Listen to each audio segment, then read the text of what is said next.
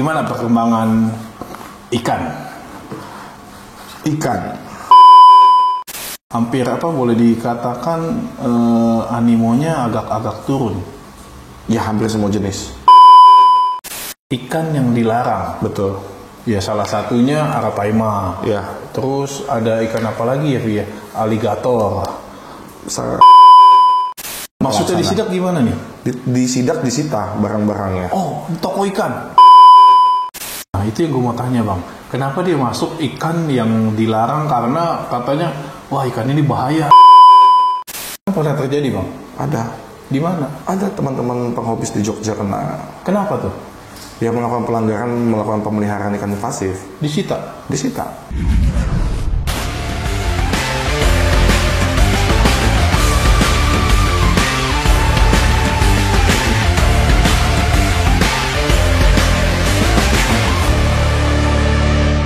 Oke guys, balik lagi sama gue Ming Candi.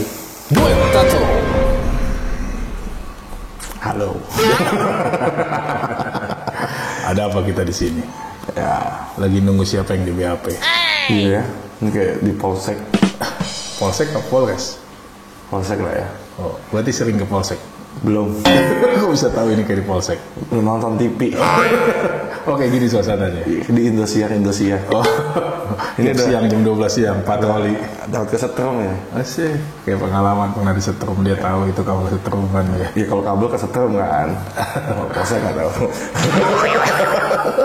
Oke, kita balik lagi dengan Anthony Saputra Jam Vlog. Wah, kalau kemarin kita sudah main ke rumahnya yang gelap gulita. Kali ini kita main di rumahnya yang baru. Kan main. Kita mau ngobrol-ngobrol sama Koko Anthony. Siap. Apa kabar nih, Baik. Koko Anthony? Baik kan baru ketemu lumayan. Oh iya juga ya. Oke Bang. Siap. Jadi gimana perkembangan ikan? Ya setelah COVID pasti yang kita semua rasakan lah ya. Iya. Teman-teman penghobi, kemudian teman-teman pedagang pasti akan merasakan berkurangnya animo. Dari ketertarikan teman-teman terhadap pemeliharaan ikan. Oke. Hampir semua industri ya, nggak kita bilang cuma cupang, nggak kita cuma bilang lohan, nggak cuma kita bilang predator. Hampir semua industri ikannya Oh. itu ada pelemahan. Kalau lu sendiri banyak predator ya? Gue banyak. Lebih ke predator mungkin ya? Aslinya ketertarikan gue dalam membangun channel Jam Vlog itu memang predator. Oh, lebih ke predator. Predator yang Tapi buat gue. belakangan ini kayaknya hampir semua jenis ikan. Hampir boleh dikatakan animonya agak turun. Ya hampir semua jenis. Kenapa ya kalau boleh, yang dari pengalaman lu kan masih aktif ngonten nih sejauh Iya. ini nih. Kalau kita kan apa ya sih? Udah jarang ngonten. Siap. Iya, gimana? Kalau dari gue sendiri sih paling balik lagi ke rutinitas. Teman-teman penghobis yang mulai pada stop ini, yang tadinya dengan jumlah banyak memulai memelihara, Iya. begitu balik ke kondisi normal, mereka kan ini lagi kondisi sibuk lagi, Oh, jadi waktu untuk hobinya udah kurang. berkurang. Kemudian kalau gua dari sisi predator lah ya, Heeh. banyak hal yang memang membuat kalau predator sebenarnya tidak ada penurunan seharusnya kalau tidak ada gangguan. Oke. Kalau misalkan pertama gue bilang itu sebuah bentuk gangguan dan tidak keberpihakan lah menurut gue. Oke. Dengan di tengah-tengahnya industri, tadi industri yang lain udah mulai pelemahan masing-masing. Iya. Ada satu industri yang memang benar-benar masih bisa strong dan masih banyak animonya. Itu ikan predator. Peminatnya masih ada. Masih. Tapi belakangan gue keliling ya bang, ke pasar-pasar ikan, ke PPHP, ke ya kayak toko-toko ikan gitu, itu mereka udah sangat jarang mau stok ikan predator. Ya itu yang tadi gue bilang kurangnya ada dukungan dan keberpihakan terhadap industri ikan predator itu sendiri. Oh. Karena yang kita tahu bersama ya, ada beberapa ikan-ikan predator yang menjadi ikan larangan. Oke. Itu. Nah, itu sering gue dapetin kalau gue main ke PPHP nih bang. Iya. Kayak ada pelang-pelang ikan yang dilarang. Betul. Ya salah satunya arapaima. Ya. Terus ada ikan apa lagi ya, Vi? Aligator. Piranha. Terus RTC. oh iya kayak RTC. Kayak gitu-gitu itu kan selalu sapu-sapu Ya. salah satu ya. Itu pelangnya itu jelas-jelas jenis ikannya bukan tulisan loh, gambar ikannya terpampang. Betul, itu ada di permen. Apakah efeknya itu jadi orang pada males stok ikan predator atau gimana? Itu ada di permen sebenarnya bang. Permen apa Peraturan nih? menteri. Kopiko. Permen bukan beda. Ini ada permen, ada peraturan menteri. Oke. Jadi kalau kita bicara regulasi itu ada permen, peraturan menteri dan juga ada perlak. Iya. Peraturan pelaksana. Biasanya dan beberapa waktu sebelumnya permennya ada memang. Permen ini ada, cuman pada saat pelaksanaannya biasanya teman-teman itu hanya menghalau di sebatas balai karantina, pintu masuk. Oke. Pada saat impor. Iya. Nah belakangan ini entah kenapa banyak hobis-hobis dan pedagang-pedagang yang disidak. Oke. Nggak salah sih secara peraturan Maksudnya pelaksana. disidak gimana nih? Disidak, disita barang-barangnya. Oh, toko ikan. Toko ikan kecil, kemudian hobis-hobis ikan, mulai kena Imbasnya. pelaksanaan ini atas ikan larangan-larangan yang dipelihara. Karena memang di permen itu udah jelas menguasai, memiliki, mengembangbiakan dan juga membudidayakan itu kan dilarang dengan aturan-aturannya.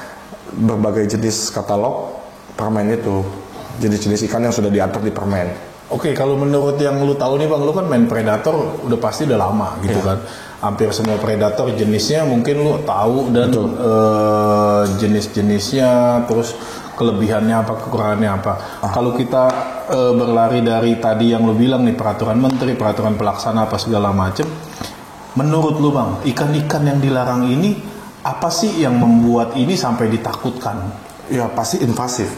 Invasif itu seperti apa? Kita bicara kalau gua nonton konten lo yang dulu-dulu, ikan nila pun lu sebut invasif. Betul. Nah, ikan nila apakah dilarang juga? Dilarang seharusnya. Seharusnya Kalau dilarang. memang dianggapnya invasif yang bisa membahayakan satu ekosistem perairan Indonesia, ikan nila salah satu ikan yang punya dampak cukup besar. Dan salah satu keluarganya ikan nila kan itu ada red devil, masih bagian satu keluarga sebenarnya. Tapi ikan nila banyak di pasaran. Cuman beda dagingnya aja. Red devil dagingnya nggak banyak, ikan nila dagingnya enak.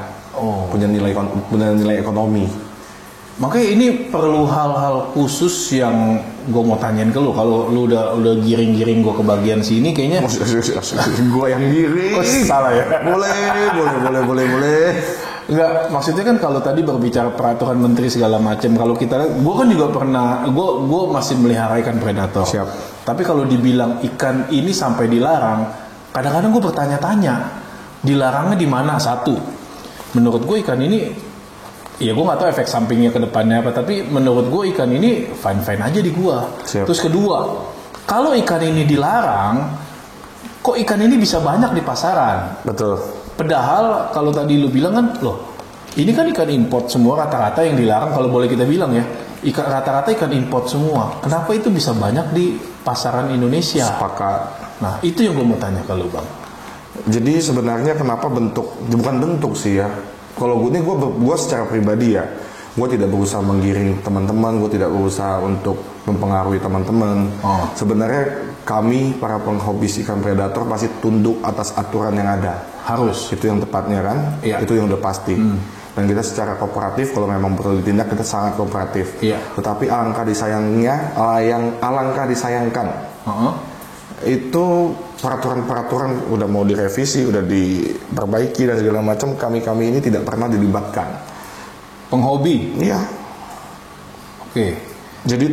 Jadi kasarnya dilibatkan maksudnya gimana nih bang? Apakah pada waktu mau disita kita dikasih edukasi dulu atau begitu seperti apa? udah terlambat. Kalau pas mau disita dikasih edukasi. Jadi dalam artian gini loh, kita bicara aturan. Ada yang mengatur dan ada yang diatur. Oke. Yang mengaturnya adalah pemerintah dan aparaturnya. Iya. Dari kementerian, dinas dan segala macam. Dan yang diatur adalah kami, penghobis, Oke. pedagang, importir, dan pelaku. Oke. Ini kami yang diatur. Selama ini mungkin pedagang adalah yang diajak dari jejak pendapat. Mungkin ada importir lah diajak jejak pendapat. Tapi hobis-hobis ini kan belum pernah. Sementara yang kita tahu bersama, ikan-ikan yang memang masuk daftar lawan permen itu tidak sesuai dengan sangkaan ataupun dugaan yang memang dibilangnya invasif itu. Iya. Sebenarnya kan invasif nggak cuma bicara tentang dia buas, Iya. dia ganas. Iya. Tapi invasif kan bisa dibilang dia bisa menguasai perairan Indonesia dengan karena memang sekali lagi tingkat kelahirannya banyak, sehingga ikan lokal bisa tersingkir. Oke. Itu kita bisa bilang invasif. Yang kedua baru bisa kita bilang ganasnya. Karena keganasannya bisa mengurangi populasi. Dan habis itu yang selanjutnya yang ditakutkan dia bisa menetap dan bisa menjadi penghuni asli, menggantikan penghuni si ikan endemik sebelumnya. Berkembang biak menjadi Ekosistem yang ada terganggu. Ya. Nggak semua ikan yang di dalam permen itu seperti itu kok. Contohnya yang paling kita sering jumpai dan paling dikonsenkan adalah arapaima. Oke.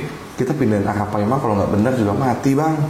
Nah, itu yang gue mau tanya, Bang. Kenapa dia masuk ikan yang dilarang? Karena katanya, wah, ikan ini bahaya. Kalau dilempar ke kali, ekosistem kali bisa habis, sungai bisa habis. Tapi setahu gue, ikan ini aja kita pindahin tank aja bisa mati. Lah, apanya yang bisa ngerusak ekosistem gitu loh? Karena memang dia sangat sensitif dengan parameter air kan. Nah, kalau misalkan ya kita buka-bukaan lah tentang polusi sungai di tempat kita aja udah parah banget kan. Iya. Boro-boro ikan import mahal-mahal mau kita lepas hidup di sana. Betul. Ikan yang sudah asli yang ada di sana dengan perubahan parameter aja banyak yang mati dan hilang karena memang pencemaran lingkungan yang terjadi. Entah karena limbah rumah tangga, limbah pabrik dan segala macamnya itu. Apa alasannya? Kalau misalkan aligator, oke, gue sepakat itu memang. Kemudian tapi kita berbicara memang invasif, tapi ada langkah-langkah, ada nilai-nilai ekonomis yang perlu dipertahankan karena di situ ada sektor-sektor pedagang yang memang berdagang kan di situ. Nggak kita bicara cuma tentang kepuasan dan kesenangan. Bisa punya nilai ekonomis buat dimakan, buat perut kenyang, akhirnya tutup sebelah mata ikan nila boleh. Oke. Tapi ikan-ikan yang lain nggak boleh.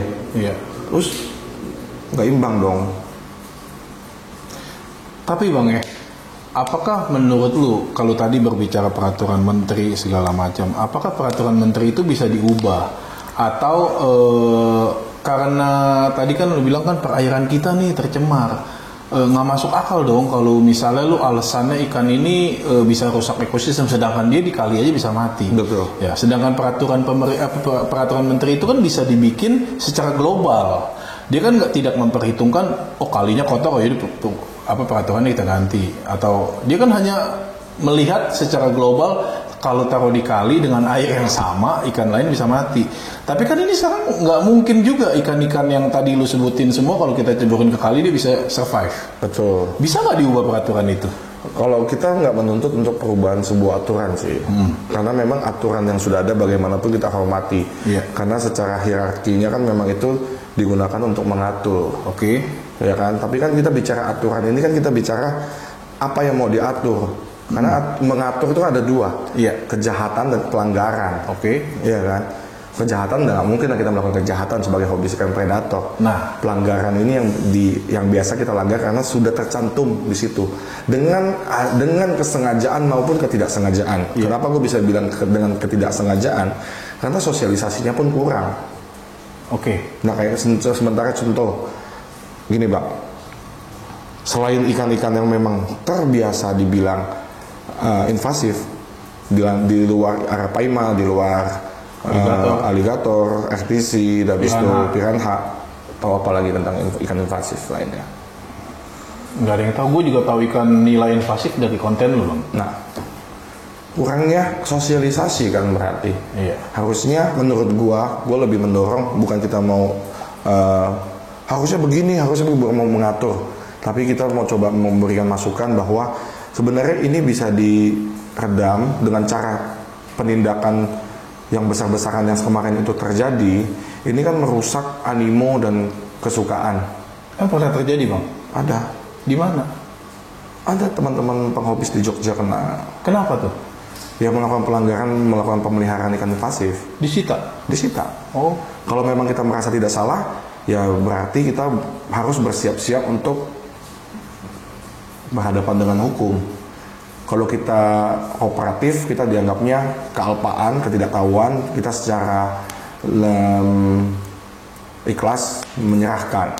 Jadi kita terbebas dari tuntutan. Tapi setahu gue kan bang ya, ikan-ikan Arapaima yang ada di tempat-tempat lain itu biasanya kan ada izin. Kayak lu sendiri kan waktu itu sempat mau keep Arapaima tapi ada izin. Nggak ada izin. Nggak ada izin? Nggak ada yang bisa keluarin izin. Nggak ada yang bisa keluarin izin. Lah waktu itu surat yang ingin lu bikin itu? Nggak bisa. Ujung-ujungnya nggak ada yang berani keluarin izin. Nggak ada yang. Jadi setiap izin dan setiap perizinan yang dikeluarkan harus dilaporkan kepada kementerian ataupun badan riset BRIN ya kalau nggak salah ya, badan riset apa gitu BRIN. Itu harus dipertanggungjawabkan dalam bentuk laporan pertanggungjawaban atas perizinan yang dikeluarkan. Nah sementara tidak ada yang berani melakukan, tidak ada yang mau buat LPG tentang yang mengeluarkan izin itu. Padahal kalau bicara tentang perizinan ya, kita beli ikan ini udah mahal ya. Terus apakah mungkin kita beli ikan-ikan ini mahal lalu kita buang ke sungai? Sebenarnya kita nggak tahu, karena menurut kita mahal belum tentu buat orang-orang mahal. Iya. Ada yang menurut yang standar sosialnya. Jadi gue nggak berbicara dari sisi gue aja ya. Iya. Tapi gue mencoba ada di posisi mengerti di posisi pemerintah bahwa mengeluarkan aturan ini seperti apa gitu. Mungkin buat kita mahal. Mungkin ada buat teman-teman penghobis yang punya nilai ekonomi yang tinggi, punya finansial yang lebih baik, ikan ini nggak mahal. Jadi gampang untuk mereka buang. Oke. Gitu kan? Iya. Ada juga yang beranggapan gitu. Kita nggak bisa bilang ikan mahal kita buang. Bagi kita mahal. Iya. Tapi bagi segelintir orang ada yang nggak mahal. Daripada dia capek-capek pelihara dia buang. Ada. Iya juga sih. Kita nggak bisa membabi buta membela kita di sisi penghobis. Iya. Kemungkinan itu akan tetap terjadi. Tapi kita yang gua berusaha untuk berbicara kepada teman-teman, ayo kita kalau memang mau buat aturan itu, yuk kita diajak ngobrol. Apa sih yang seharusnya kita tengahi? Oke, aturan sudah ada, tapi ada khusus dong. Ada sebuah aturan yang dimana kalau boleh dapat izin, boleh pelihara. Iya. Nah, ini kita sama-sama win-win solution. Yang gue berusaha untuk coba majukan, tapi gue belum tahu mau lewat mana majukannya. Karena terlalu banyak instansi yang memang begitu gue mau coba bicara sama ini, coba bicara sama yang itu. Gue coba bicara sama ini, coba bicara sama yang itu. Ribet. Saya nggak punya kapasitas. Nah kalau tadi berbicara tadi tentang yang di Jogja, kita balik ke Jogja nih, teman-teman di Jogja mungkin yang udah ada disita berbagai tempat, itu instansi apa yang dia punya kepentingan untuk mesita? BKSDA ya setahu gue. BKSDA? Yang turun. Okay. Nah sementara teman-teman yang ada di Jakarta, BKSDA itu sudah tidak mengurusi ikan-ikan bersisik kalau nggak salah. Di Jakarta? Di Jakarta BKSDA udah ngurusin yang bersisik. Kenapa di Jogja berbeda ya? Nggak ngerti, tapi memang gue sangat apresiasi terhadap dinas-dinas di Jogja itu benar-benar menjalankan tupoksinya. Tugas pokok dan fungsi dari semua instansi di Jogja itu semua benar-benar berjalan dengan baik. Berjalan. Mengenai kelestarian lingkungan hidup dan segala macam itu dinas-dinasnya bekerja banget. Oke. Makanya mungkin di sana berjalan dengan baik sehingga ada penindakan ini dan segala macam karena benar-benar kerja yang di sana. Karena memang benar-benar sosialisasi yang dilakukan itu benar-benar teman-teman dinas di Jogja juga yang bekerja melakukan sosialisasi besar-besaran. Iya. Tapi dengan begitu, gue mencoba untuk oke deh, sekarang gini, gue pribadi melakukan win solution bahwa boleh kita melakukan pemeliharaan ikan predator dengan melakukan sebuah pendaftaran. Pendaftaran ini kita klasifikasi dengan golongan-golongan. Golongan A ikan predator, jenis-jenis apa-apa aja golongan A. Itu yang murah izinnya. Nanti golongan B ikan yang agak medium. Yang memang nilai ikannya agak tinggi. Jadi dia punya kemampuan dong untuk ngurusin izin dengan nilai yang lebih mahal. Nah, golongan C yang paling premium, Arapaima dan segala macam. Berarti orang-orang yang pelihara di golongan C ini udah bisa buat megateng, udah bisa buat filtrasi mantap, udah bisa buat equipment proper, buat ngurusin izin yang mahal nggak masalah dong. Karena ini kan buat hobinya. Hobi nggak bicara nomina. Nah, ini yang berusaha gue coba dorong kepada teman-teman pemerintah, cobalah kasih pengecualian tapi dengan pengurusan izin. Izin ini berfungsi untuk adanya income buat pemerintah dan juga kita nggak usah pelihara diam-diam. Sebenarnya gini bisa nggak bang? Kalau misalnya kita berbicara tadi klasifikasi tadi lu bilang, kalau pada saat ikan ini diizinkan masuk, langsung diurus surat-surat izinnya segala macam, itu bisa nggak? Nggak bisa, karena itu kan jumlahnya banyak kan, besar. Jadi pedagangnya juga ngurusin izin dagang, pemelihara juga ngurusin izin pemeliharaan. Iya. Jadi kan ini pemerintah nggak susah untuk melakukan klasifikasi dan pendataan siapa aja yang pelihara ikan predator. Iya, nggak, maksud gue sedari awal ikan ini masuk nih, langsung diurus suratnya. Jadi ketika surat ini masuk, langsung sudah ada suratnya. Jadi bagi siapa yang mau beli itu langsung ada surat gitu loh. Sulit ya, karena kan surat ini nggak tahu bisa kemana. Oke. Kalau udah langsung Banyak penyalahgunaan juga iya, nantinya ya. jatuhnya kalau langsung si pemelihara dan si pemilik yang langsung ngurus kan langsung bertanggung jawab. Oh, terdata. Si B punya 5 ekor ikan ini. Kalau 5 ekor, besok-besok 3 ekor, yang 2 kemana? Instansi apa yang ngurusin itu kalau di sini bang? Belum ada, karena ini belum dipikirkan. Karena ini belum ada yang menjalankan sama sekali. Karena kalau kita hanya bicara tentang penindakan, kita tahu ini memang ada tujuan positifnya untuk kelestarian lingkungan dan segala macam. Tapi jangan menyingkirkan ada nilai ekonomisnya. Di sini ada orang loh yang dagang. Di sini ada orang yang punya minat loh. Iya. Ketika ada yang dagang dan punya minat, ini kan ada nilai ekonomi di sini. Iya. Di sini kan bisa ada pertumbuhan ekonomi. Iya. Dan nilai ini kan nggak kecil. Nilai ini kan besar, nggak bisa dikesampingkan. Jadi harusnya rules-nya dibikin dengan tepat gitu ya? Iya dong. Kalau kita mau membangun ekonomi kan nggak bisa. Yang ini kita nggak usah bangun deh ekonominya. Yang ini nanti aja dulu deh. Tapi kan pemerataan ekonomi kan harus ada. Dari segala kecil nggak loh bang, dari segi ikan bang, waktu pandemi kan perputarannya lumayan loh. Makanya, kenapa nggak diperhatikan? Iya. Kenapa malah yang diperhatikan yang menurut gua yang klasifikasinya lumayan kecil. Malah ikan, kalau menurut gua pribadi, ikan nila yang invasif aja bisa dan boleh. Kenapa kita yang punya nilai ekonomi tinggi nggak boleh? Ikan nila kan untuk makan. Memang secara produksi dan permintaan lebih banyak karena buat konsumsi kan. Iya. Tapi kan nilainya nggak besar. Nilai sekilo berapa? Kita nggak hitungan per kilo. Kita ikan hias kita hitungan per ekor. Iya. Jauh lebih mahal. Ya. Kalau dia langsung tindak, industrinya nggak hancur, industrinya nggak rusak. Terus yang udah telanjur jualan mau makan apa? Jadi menurut lu sendiri nih bang, karena ini mungkin peminat ikan predator mulai turun. Pasti ada dampak, pasti. Oke. Nggak bisa kita serta-merta cuman bilang ini karena efek COVID selesai ini. Tapi dampak terbesarnya adalah ini aturan, penindakan. Ini Harusnya yang buat disupport. Hah? Harusnya disupport. Ya kalau kita langsung bilang 100% harus disupport berarti kan egois gue secara hobis. Iya. Ya harusnya pelan-pelan coba. Kalau memang pun nggak mau disupport, kasihlah sosialisasi kita. Kenapa itu barang bisa masuk?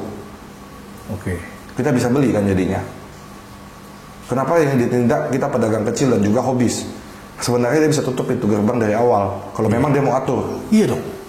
Kalau emang dia harus sita-sita yang di tempat-tempat lain, kenapa nggak Dari pintu awal utamanya? aja. Iya. Iya kan? Kenapa nggak dari awal aja? Iya. Kenapa sudah sampai di kita? Iya. Kenapa di pedagang kecil? Kan kasihan. Contoh, kayak apa ya mah? Begitu lu bilang invasifnya ya, tapi itu ikan semakin banyak beredar loh. Kok bisa masuk? Nah, Dari mana? iya. Kenapa? Begitu masuk kan gue jadi pengen ngurus izin. Nggak dapat izin gue. Enggak lah. Gue pribadi berusaha terbuka untuk tidak menyalahkan pemerintah. Dan juga berusaha untuk tidak egois dengan hobi gue sendiri. Iya. Karena pasti ada nilai-nilai, ada satu hakikat yang dipertimbangkan oleh pemerintah dalam melakukan pembuatan aturan. Tapi kan yang diatur kami, boy hargai kami yang mau diatur dong. Iya. Ya dong. Kami yang mau diatur ya boleh dong, kita kasih masukan. Boleh dong. Tapi Harus. kok sampai sejauh ini tidak ada. Kemudian malah adanya penindakan yang dimana ini membuat animo dan industri, sekali lagi gue bilang ya, animo dan industri semakin rusak. Sejauh lu main ikan, Bang, pernah ada nggak sosialisasi itu, Bang? Ada. Nah, gue sama teman-teman yang melakukan ini juga ada yang melakukan sosialisasi kayak gini, ini nggak boleh ya, ini nggak boleh, ada. Tapi secara gue personal karena gue cari tahu. Oh, coba deh. Karena kita bergerak baru tahu. Ya. Tapi nggak ada dari apa instansi terkait yang turun untuk di daerah banyak. Di daerah ada. Di daerah gencar. Tapi kan semua masuk dari Jakarta. Tapi gue nggak tahu kenapa dinas-dinas di daerah tuh, bukannya gue memuji ya, karena gue sudah pernah main ke Kapanewon Bantul, gue main ke daerah Sleman, gue main ke daerah Kalsel, dinas perikanannya, gue lihat secara kinerjanya luar biasa bagus. Jam terbangnya tinggi loh nih orang. Mana ada, enggak. Kita kepo karena kita jobless, nggak ada kerja. Makanya ada waktu kepo. Jadi ya gitu, Bang. Jadi maksudnya sayang aja. Pusat perhatian dunia tentang perikanan itu cuma ada di beberapa daerah dan di beberapa negara. Iya. Yang pertama Indonesia. Yang kedua, yang pertama nggak usah Indonesia. Yang pertama Amazon. Oke. Ya dong. Banyak ikan predator dari Amazon. Ya. Yang kedua Thailand. Oke. Yang ketiga Indonesia. Iya. Baru belakangan ini China mulai bisa mengembangkan industri perikanannya China. Iya. Apa mau dirusak begitu aja? Kalau memang nggak boleh, kalau memang ikan ini invasif, katakan ya, bebas invasif, tidak boleh diternak, ya. Di luar negeri mau terima nih, kita bisa ternak. Di luar negeri mau terima, kenapa mesti dihanguskan di sini? Kenapa nggak dorong petani sini jual ke luar negeri kalau punya aturan yang jelas? Tapi kan bukan asli sini itu ikan, Bang. Iya, bukan asli sini, tapi kan boleh kan? Boleh. Boleh kan? Boleh. Secara nilai ekonomis ya. Iya boleh kan, nambah-nambah pemasukan. Iya. Boleh kan orang punya kreativitas dengan persaingan usaha yang lain sudah begitu ketat, di sini dia punya kemampuan lebih untuk bisa menernakkan ikan ini yang dimana dinilai negara lain ikan ini susah untuk diternakan, dia berhasil ternakin, kemudian dia jual ke luar negeri dibantu pemerintah daripada dimusnahin. Iya. Kenapa nggak dilakukan seperti itu? Iya. Gimana? Ini hal yang serius loh. Iya, karena menurut gua kita nggak, kalau bicara aturan, kita nggak cuman lagi mau diketatin, lagi ketat nanti ya. Udah lenggar karena ada timing tertentu, udah bisa lagi, nggak stabil jadinya. Kasihan yang dipermainkan kan, balik lagi kalau misalkan yang benar-benar bergantung hidup di industri ini, gimana kalau lagi kondisi seperti itu? Iya. Mau makan dari mana? Apa nggak timbul tindak-tindakan kriminal lainnya? Awalnya pelihara ikan aja ditindak seperti orang kriminal, disita, kalau nggak mau kooperatif nanti ikut ditahan, denda. Ada hukumnya, Bang? Ada pasal ya? Ada hukum administrasi dan hukum pidananya itu. Jelas itu. Segitu ngerinya kita pelihara ikan sampai ada pidananya. Jelas dong. Jadi serem. Ada sanksi administratif dan sanksi pidana itu. Nggak main-main. Begitu pentingnya. Coba deh, kedua tato kan sering konten-konten di perikanannya. Coba deh tanya deh teman-teman pedagang. Belum tentu semua pedagang tahu kalau misalkan ikan-ikan seperti glowfish itu tidak boleh dijual. Glowfish termasuk ikan yang nggak boleh? Karena rekayasa genetika. Iya. Kalau di aturannya juga nggak cuma invasif yang nggak boleh masuk, rekayasa genetika juga nggak boleh masuk. Berapa banyak orang pedagang yang tahu itu mengenai hal itu? Nggak ada yang tahu. Ada sosialisasi tentang itu? Nggak ada yang tahu sih. Di mana coba? Belakangan aja gue baru tahu kalau arwana aja termasuk hewan yang dilindungi loh. Oh, kalau yang arwana memang. Tapi kalau bilang dilindungi, banyak bang ikan itu bang. Arwana? Iya. Karena hasil budidaya. Iya. Hasil budidaya. Terus apa yang harus dilindungi? Iya. Jadi kita bicara gini. Punah di alam belum tentu punah di penangkaran, Pak. Iya. Nah, ikan arwana super red ini, ya, The Tato sering lah konten sama Om Rafiq. Iya. Om Rafiq akan lebih detail menjelaskan tentang perarwanaan ini. Iya. Di alamnya kan punah, Iya. tapi di penangkaran enggak. Iya. Sama kayak beberapa ikan kan juga ada yang di alamnya hampir punah, tapi di penghobis banyak. Ya itulah. Kalau dibilang punah dan harus dilakukan CITES, itu gue setuju. Adanya aturan yang jelas. Tapi jangan dengan aturan malah mempersulit orang untuk melakukan aktivitas ekonomi. Gitu loh. Itu kita baru bicara tadi yang dilarang. Iya. Tapi kalau dilindungi administrasi lebih Beda lagi. lebih sulit. Nanti mau ngurusin izin CITES-nya, mau izinin SAPDN-nya, mau ngurusin ininya, kita kebanyakan ngurusin izin dan ikan itu jadi mahal. Itu jadi nggak ada. Iya, jadi itu maksudnya satu pertanyaan buat gue sih. Ya gue tergolong awam lah ya. Kalau mungkin masalah perizinan apa segala macam, gue mungkin nggak ngerti. Gue hanya penghobi biasa gitu. Tapi makanya gue sempat bertanya-tanya dari segi apa sih kayak arwana itu dilindungi, terus kayak dari segi apa sih kayak arapaima itu dilarang, gitu kan? Ya benar yang tadi lu bilang bang, sosialisasi ke kita tuh nggak pernah ada, bahkan apa ya, kayak glowfish sekalipun, ya kan? Nggak ada yang pernah tahu loh, ikan ini bukan hanya yang pelihara kita penghobi, anak-anak kecil juga banyak yang beli. Cupang sudah mulai disuntik loh, apa pewarna dari ubur-ubur itu. Iya, terus masuk rekayasa genetika. Itu juga harusnya concern pemerintah. Kalau misalkan kenapa rekayasa genetika? Kadang rekayasa genetika itu berusaha untuk mendapatkan bentuk ataupun mendapatkan sebuah genetika terbaik. Iya. Itu dihalalkan secara aturan. Tapi kalau untuk hanya sebatas melakukan rekayasa dan bisa merusak genetika asli yang ada, itu dilarang. Oh, gitu kan? Oke. Nah ini kan belum banyak pedagang-pedagang yang tahu. Kemudian nanti baru itu kita bicara tentang, makanya kita kan sekarang ini banyak kan ribut karena ada penindakan tentang invasif.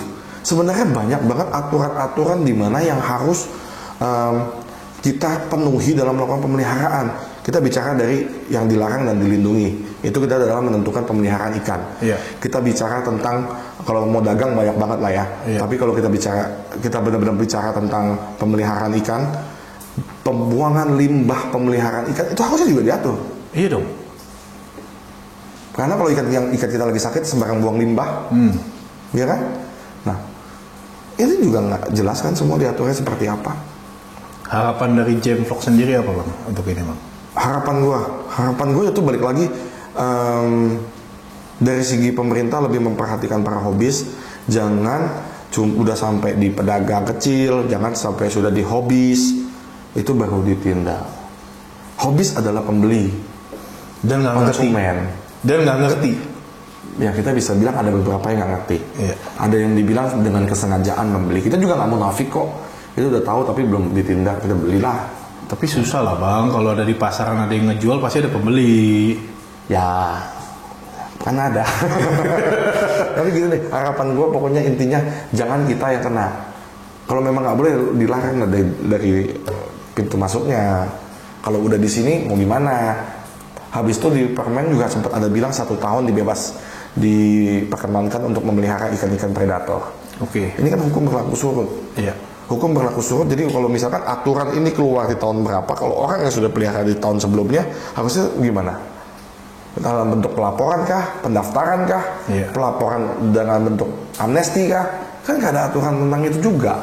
Atau gue sebagai penghobi gue nggak ngerti, udah terlanjur beli harus bagaimana nih? Yang malah menimbulkan ketakutan orang buat makin buang ke sungai. Bisa aja kan? Pidana? Ya kan? Bisa kan? Nah, makanya gue pribadi ya, ayo pemerintah lebih proaktif untuk memberikan informasi-informasi, entah itu penyuluhan, entah itu informasi-informasi di setiap kontes. Kayak susah kok, sekarang mau cari kontes, dinas-dinas bisa datangin kontes-kontes satu-satu untuk memberikan informasi dan masukan. Nusatik Bisa, harusnya. Nggak cuma bicara itu dan Nusatik besar. Banyak yang kecil-kecil lagi kalau memang mau disusupin sama pemerintah untuk melakukan sosialisasi. Nggak usah susah, setiap bulan ada. Setiap kalau bulan bisa. mau. Kalau mau. Nah, itu bisa melakukan sosialisasi. Jangan sampai kalau sudah dengan tidak ketahuan terjebak kita, bahasanya terjebak kita kena. Bisa dibilang terjebak sih, atau apa ya bahasanya ya, kalau kita udah beli, kita pelihara, kita nggak tahu tiba-tiba disita, apa itu namanya tuh ya? Tapi hukum tuh Setelah disita baru dikasih tahu, disosialisasikan. Enggak sih, tapi memang asas itu di dalam hukum, tapi gue lupa sih bahasa Belandanya. Cuman ada asas di mana setiap warga negara dianggap sudah mengetahui aturan yang ada setelah melalui masa waktu sosialisasi. Jadi setiap aturan itu ada masa sosialisasi, Bang. Iya. Setiap aturan yang dibentuk maupun permen, undang-undang, perlak, apapun segala macam itu ada masa sosialisasinya setahun. Misalnya lebih dari setahun itu ada asas yang menyebutkan bahwa semua warga negara yang diatur sudah dianggap mengerti dan mengetahui tentang aturan itu. Oke. Tapi selama sosialisasi kemana? Udah maksimal belum sosialisasinya? Kan mereka cuma bicara waktu, Bang. Iya, kan makanya ya jangan sampai Nggak dibicarakan sosialisasi ini harus meluas sampai kemana. toh kita bisa mendunia dari sektor apapun, Tuh. ya kan? Kita nggak bisa kayak cuman bilang aja sektor perekonomian bisa berkembang karena A, B, C, D. Enggak. Kita nggak bisa bicara sektor ekonomi berkembang itu karena permintaan yang besar gitu-gitu segala macam. Dan kita bisa dikenal dunia enggak. Tapi dari arwana aja kita dikenal dari dunia karena perikanan Indonesia. Setuju. Apalagi di mana Indonesia itu punya perairan yang cukup luas. Iya. Wah, potensi tentang sumber daya alamnya luar biasa, menjadi Banyak sorotan banget dunia. ya. Menjadi sorotan dunia untuk ikan-ikan asli Indonesia. Sayang kalau kita tidak mengatur itu dengan jelas, mengatur itu dengan baik, sehingga merusak kekayaan yang kita punya. Itu bagian dari aset ya, Bang. Iya. Cuman nggak tahu pemerintah itu peka atau enggak, atau nggak mau tahu, atau ada yang lebih mahal atau ada yang lebih besar daripada ini. Tapi namanya sebuah aturan nggak bisa dinilai dari ini kecil atau ini besar, Bang. Namanya aturan dibuat harusnya concern. Kenapa lu senyum? Itu biarkan teman-teman yang menjawab. Oke, Bang, harapan lu kalau konten ini ditonton dari salah satu institusi yang terkait, Ya. kira-kira institusi apa yang pingin lu undang untuk kita duduk bersama ngobrol? Yang paling pertama, sebelumnya jangan hard feeling sama gua. Oke. Jangan melakukan tindakan-tindakan yang tidak menyenangkan. Banyak. Emang ada? Hah? Emang ada? Enggak ada. Itu harapan gua. Karena gua mau kemajuan. Harusnya lu nggak takut sekarang, Bang. Kenapa? Kan Jemblok udah nggak ada. Kandang ikannya. Sekarang, bukan nanti. Ada pun gua nggak apa yang perlu gua takuti. Iya. Karena gua tunduk dan siap kooperatif kalau memang pun gua mau ditindak mengenai apa yang gua pelihara. Oke, instansi apa yang paling lu harapkan untuk kita duduk bareng, kita bicarakan, mungkin melalui channel kita, Duet Tato atau Jemvlog, ini sosialisasi ini bisa sampai ke penghobi dan ke pedagang-pedagang ikan, bahkan ke importir sendiri bisa memahaminya. Kementerian Perikanan dan Kelautan. KKP, KKP, kita duduk bareng di sini, kita obrolin, kita kasih sosialisasi. Terus? Susah. Yakin? Gue udah coba, Bang. Nggak mau juga? Mesti bersurat secara resmi katanya. Mana tahu. Tapi ada. namanya surat zaman sekarang nggak tahu nyampe atau enggak. Paket aja suka nyasar sekarang. Tapi jangan hard feeling lah, Bang. Masih ada oknum-oknum KKP mungkin yang berhati mulia. Gue udah coba ini lakukan 2 tahun lebih, Bang. Surat suara aja bisa ketukar. Gimana bersurat? Enggak lah. Dalam intinya gini deh. Berarti lu nyalek kemarin kalah karena surat lu ketukar. Atau ditukar? Hah? Gua nggak nyalek. Gua nggak nyalek. Tim sukses. Gua nggak mau ada di dalam birokrat yang bobrok. Lebih keras lagi aja ini. Enggak, dalam artian gini lah, intinya kalau misalkan bukan kenapa gue agak pesimis, karena sudah gue melakukan upaya apapun, dari bersurat, dari WA, dari minta kenalan orang dalam. Kenalan orang dalam loh, ceplosan sampai gue. Sekelas Jemvlognya nggak didengar? Bukan nggak didengar, mereka mau bersurat secara resmi, dan habis itu berbicara tentang apa yang mau kita tanyakan, apa mereka mesti kita buat satu-satu secara perinci. Baru mereka mau datang. Habis itu nanti setelah kita konten dia mesti evaluasi, dia mesti ngecek udah layak naik atau belum. Atau mereka takut nggak bisa ngejawab? Enggak lah, gue harusnya bapak-bapak dan itu pintar-pintar loh. Gue pernah ketemu sama teman-teman dinas itu yang benar-benar ngerti banget tentang soal ikan. Walaupun banyak juga yang nggak ngerti. Tapi kenapa semua Enggak, gue ketemu di dinas yang di Kalsel, dinas perikanan sana, top. Itu ngerti banget soal ikan. Sayang ditaruh di Kalsel. Coba taruh di Indonesia, di Jakarta. Apa kita pindahin aja dia? Jangan, nggak punya wewenang kita. Ya, banyak orang potensi di Sleman, di Jogja. Wih, top. Gue pernah ngobrol. Bang, kita konten dulu, Bang. Jangan. Kalau nggak ada izin dari pimpinan. Apa pimpinan yang kita undang? Kalau mau. Iya sih. Ya, ada. Toh tentu banyak yang lebih penting daripada hal ini. Walaupun menurut kita penting, belum tentu penting buat mereka. Ya, tapi mereka harus mendengar aspirasi dari rakyat kecil dong, Bang. Mereka kalau bukan rakyat kecil yang pilih siapa? Mereka kan ditunjuk. Oh, ditunjuk, bukan dipilih. Tahu dipilih sama siapa? Gue nggak tahu tiba-tiba udah ada pimpinannya itu, nggak tahu siapa yang pilih. Hah? Belum tentu mereka ngerti ikan ya ditunjuk. Waduh, kalau itu gue nggak tahu. Tapi rata-rata teman-teman gue yang gue tahu mereka ngerti banget soal ikan. Tapi takut untuk diajak untuk... Bukan takut, bahasanya mereka harus ada pertanggungjawaban ketika memang mereka berbicara di publik. Oke. Secara kan memang kan mereka pejabat publik. Kalau kita blur mukanya, katakanlah namanya Mawar.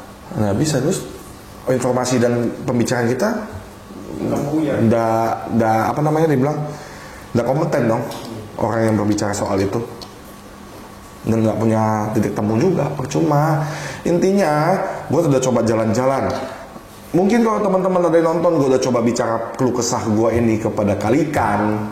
Kalikan kan dekat banget dengan teman-teman. Udah cukup keras gue ngomong sama teman-teman di Kalikan. Harapan saya begini, walaupun off air ya, nggak dikontenin ya. Harapan saya begini, harapan saya kasihan di pedagang begini. Ngapain ngurusin kontes, ngapain gede-gedein ikan Indonesia, tapi kalau aturannya belum benar, buat apa digede-gedein ikan ini? Gue udah coba ngomong sama beberapa dinas, gue udah coba sama teman-teman yang bergerak di tentang apa sih itu kalau riset itu tentang perikanan. Percuma. Terus industri ini akan mati, Bang. Kalau memang dibiarkan ya menurut gue sih pasti sih. Lambat laun habis. Pedagangnya udah males. Sudah, bukan akan. Sudah males. Kalau pedagang males, hobi akan susah. Mungkin kalau hobis yang banyak duit bisa import lah. Kenapa bisa masuk? Walaupun susah, ya. Orang yang punya banyak duit. Tapi kan lama-lama malas juga. Ini kita pelihara ikan, kita hobi kan kalau udah kayak kriminal, pelihara diam-diam. Iya juga. Ngapain? Masih banyak hobi positif lainnya. Lebih banyak mudaratnya daripada manfaatnya. Dulu dia diam-diam begitu, iya enggak? Mudarat. Iya dong. Iya. Fair nggak sih? Fair. Ya kalau memang bisa, ya kita dulu waktu gua di kampus dulu kan masih ada rapat dengar pendapat. Ya kalau mau diajakin rapat dengar pendapat, ini baru dengar pendapat aja nggak mau loh. Gimana? Ini dengar pendapat, bukan kita minta. Lu minta mungkin boleh diusir dah, apalagi pinjam duit. Ini dengar pendapat, Bang. Susah kita ngurus itu izin. Rapat dengar pendapat. Kita maunya begini-begini. Ini loh yang ada di lapangan. Apakah mereka membuat aturan atau apakah mereka melakukan perlak itu pernah turun ke lapangan, melakukan kajian, dasarnya apa? Semua poin-poin yang dilakukan untuk melakukan sebuah klausel di sebuah undang-undang itu sudah bisa dipertanggungjawabkan, walaupun bisa diperjelas. Memang kan setiap poin-poin perundang-undangan atau aturan pemerintah itu kan memang ada penjelasannya kan, penjelasan undang-undang.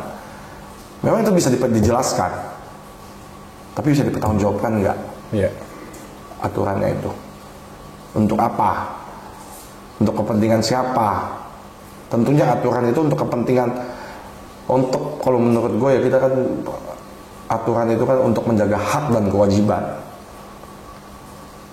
Kewajiban kita sebagai hobis untuk menjaga ekosistem yang ada, menjaga perairan Indonesia yang ada dengan ikan-ikan yang kita pelihara.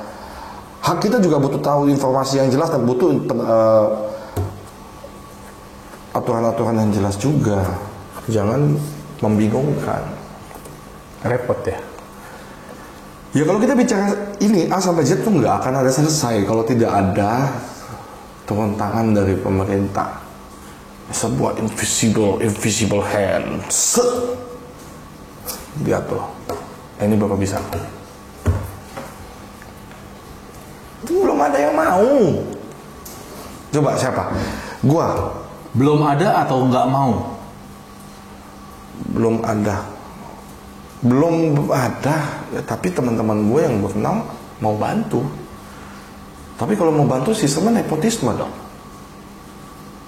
Iya. Iya dong. Tidak menyeluruh. Iya. Orang-orang kayak gue yang ini bisa difasilitasi misalnya. Tapi orang yang lain misalnya.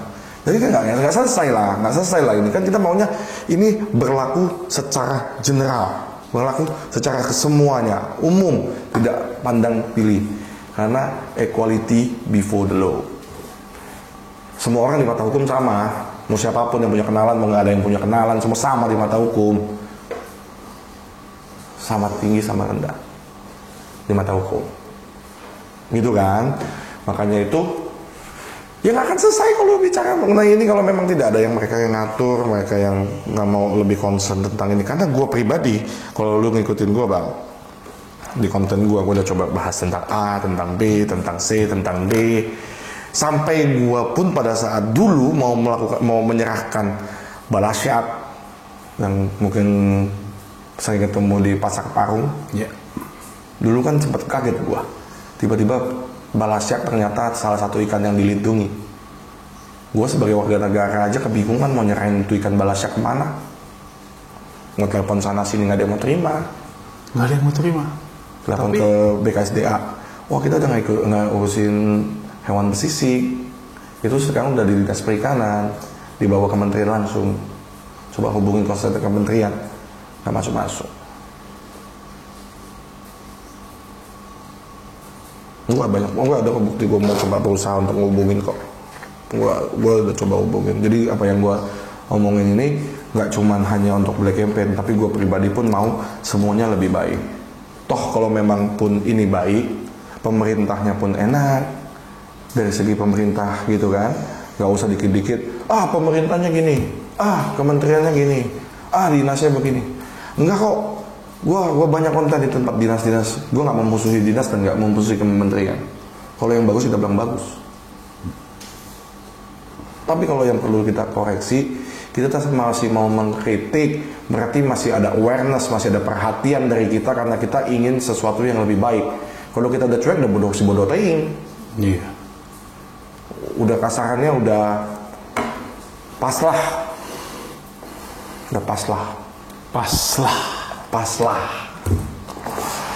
Gitu loh bang. Jadi kan jadi serius kan kita bahas ini kan. Iya. Aduh. Jadi serius. Memang satu hal yang ribet. Sekarang mau nonton mungkin nggak gampang. Dengan adanya penindakan seperti itu. Nggak semua orang mau buka pintu. Banyak beberapa hobi juga menutup pintu jadinya. Iya. Takut. Habis tutup pintu, kita mau konten apa? gue nggak mikirin konten gue selama masih bisa pelihara sih oke aja. Gue bisa kontenin peliharaan gue misalnya. Tapi dengan tidak ada berbagai macam variasi, inspirasi, kemudian masukan-masukan dari penghobi-penghobi lain yang kita kontenin, lama-lama juga jenuh kan. Jangankan penontonnya, gue pun jenuh. Mungkin gue berpikir gue gak akan konten misalnya. Iya. Kan gitu. Jenuh mending gue nikmatin kan gue sendiri di rumah. Iya. Capek-capekin badan. Daripada kena efek samping. Langsung kena efek depan gue. Bukan samping lagi. Gak usah langsung depan lah ya gue. Gitu loh bang. Jadi tapi ini informasi harus didukung dengan literasi. Ayo coba abang carilah literasi atau kan yang jelas. Tapi emang beberapa kali sempat dengar sih banyak ikan-ikan yang disita. Jadi beberapa penghobi juga ketika kita mau hubungin untuk kita kontenin juga agak sulit. Mereka lebih dibilang menutup diri ya jadinya. Gue beli hanya untuk hobi gue lah, udah nggak usah di kontenin lah. Entah karena dia takut atau emang apa ya, kecenderungan ikan-ikannya mungkin yang dilindungi semua. Dilarang. Iya. Ya mungkin kurang lebih begitu, atau memang mereka untuk koleksi pribadi. Tapi memang lebih fatalnya sebenarnya pedagang sih. Ngeri loh bang kalau kena kayak begitu di pedagang. Miskin bisa bang. Masa? Bukan hanya sekedar disita, ikan yang dilarang. Kalau dia nggak kooperatif ya bang. Kalau dia nggak kooperatif, dia merasa mempertahankan asetnya, namanya pedagang. Sekecil-kecilnya itu masih bagian dari modal loh bang. Iya dong. Misalkan itu ikan 10.000, 20.000, kalau bisa mereka pertahankan untuk mereka dagang, kenapa mereka mesti kasihkan untuk dimatikan? Oh jadi ikan yang disita itu dimatikan? Iya, dimusnahkan. Dikasih daun cengkeh. Menurut informasinya sih dituangin air cengkeh ya, cairan cengkeh. Mati perlahan. Mati, katanya matinya tidak menyiksa. Itu udah masuknya animal welfare lah, sesuai dengan ketentuan animal welfare. Namanya dimatikan tetap menyiksa lah. Gua nggak ngerti apakah nggak sepantas dan nggak selayak itu deh hidup di sini. Kita aja di sini masih numpang hidup sama yang di atas. Kita udah bisa tentuin siapa yang mesti mati, siapa yang nggak boleh. Loh, ini kita duduk di sini aja, kita masih numpang sama yang di atas. Iya. Kita yang numpang udah bisa ngatur siapa yang boleh hidup, mana yang nggak boleh hidup. Ya, alangkah baiknya diatur dengan baik lah ya. Ya, jadi semua pihak senang, semua pihak yang diatur pun legowo menerima. Kalaupun memang nggak boleh, oke, secara merata nggak boleh. Secara merata semuanya nggak boleh. Dan kita pun, bukan kita lah, gue lah pribadi. Mungkin ada teman-teman juga yang masih menolak untuk menyerahkan. Kalau gue pribadi pun dengan sangat legowo untuk menyerahkan. Mau seberapa mahal pun ikan yang gue pelihara, gue legowo untuk memberikan secara cuma-cuma. Kalau memang itu yang perlu diatur. Tapi komitmen dan konsistensi ke depannya mesti ada. Apa nih? Kayak gimana nih? Gitu loh. Jangan sampai kita udah menyerahkan, kita kadang-kadang nyesek. Lalu gue masih bisa pelihara. Gua punya berapa duit tuh diambil, disita. Kalau masih bisa pelihara, kan ada kecemburuan sosial jadinya. Nggak adil, nggak sesuai dengan Pancasila. Terus Pancasila, hubungannya apa Pancasila? Lu kan semua mesti adil. Pasal keberapa? Wih, banyak itu pasal. Loh, iya dong. Keadilan bagi seluruh rakyat Indonesia. Pasal kelima. Iya dong. Keadilan yang kita bicaranya kan. Iya. Berarti udah gak bicara adil lagi kan? Udah gak adil tuh. Berat nih obrolan kita kali ini. Sampai mati lu. Wih, udah bentuk teror ini. Ini di teror lu kok. Gue salah ngomong ini kayaknya. Oke. Kok udah ada titik merah tuh kok. Titik merah itu udah boleh sniper lu. Emang kita lagi live ya? Oke lah, kita berharap sama-sama ke depannya dari berbagai instansi bisa mensosialisasikan ya. Jadi nggak hanya sekedar mensosialisasikan, memperjelas semuanya. Oke. Jadi mulai dari pedagang, orang yang memasukkan, penghobi sekalipun bisa tahu mana yang harus dipelihara, mana yang enggak. Gitu kan. Gue sih berharap juga ini menjadi clear ke depannya gitu. Jadi ketika kita mau ngonten pun kita nggak takut-takut. Ketika yang punya ikan pun mau dikontenin juga nggak takut. Loh, kita ngonten juga bahaya dong. kita sebagai pengkonten juga bahaya. Bahaya lah. Dari sisi mana, Bang? Oh, menyebarkan ikan marang. Informasi tentang ikan marang. Gawat tuh. Nih kita kalau mau bicara benar-benar aturan ya Bang, karena memang dari dasarnya udah salah. Apa yang dilakukan ke sini semua salah. Makanya ini gimana nih yang jelas dong di awalnya. Karena di awalnya udah salah, ke belakangnya semua salah. Nah, kalau lu mau bilang nih, ini salah.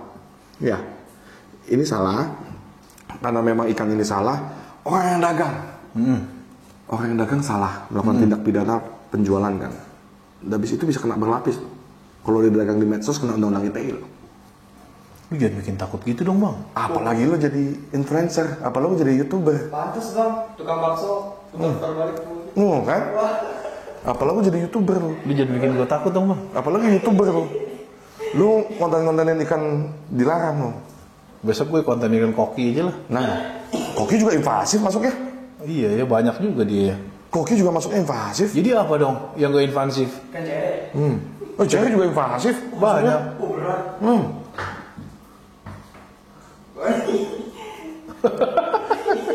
Besok kita kontenin bakso aja lah. Lu nonton bakso nanti jatuh dari bangku kecolok sendok lu kok. Nah, kayak lu gini, perawakannya kecolok sendok waktu itu. Waduh, Yang lagi makan bakso. Gubrak! Iya kan? Mirip postur tubuhnya. gawat nih lu begini nih kalau gitu. Ya kita sama-sama berharap lah ya ke depannya ini bisa membaik.